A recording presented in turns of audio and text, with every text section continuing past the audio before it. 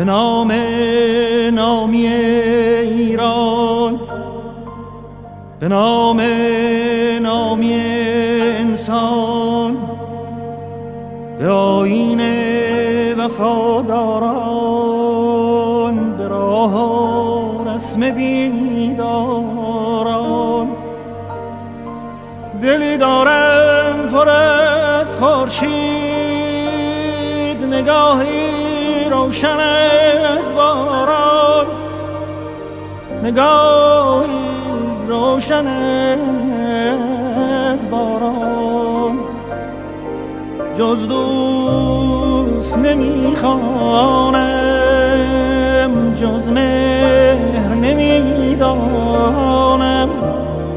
جز عشق نمیخواهم. من زاده ایرانم، جز مهر نمیدانم.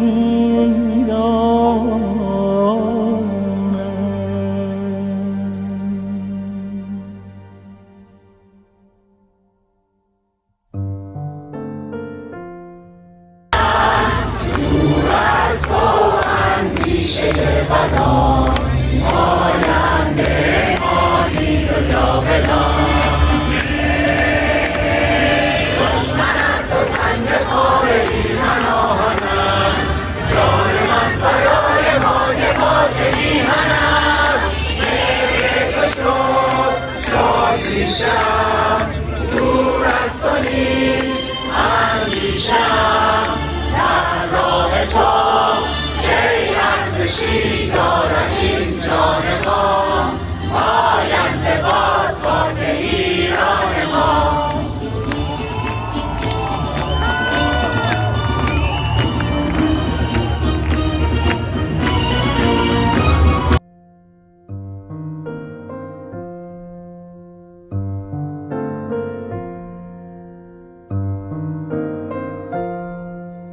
توی دل بستگی هایم، پناه خستگی هایم. به هر جا می روم از تو، دوباره در تو می آیم. کران تا بی کران عشق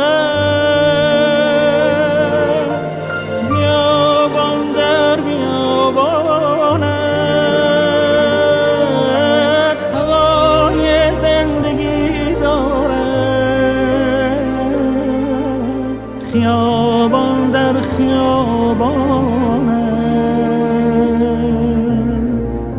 جهان تا هست خواهم بود اگر تو جان من باشی.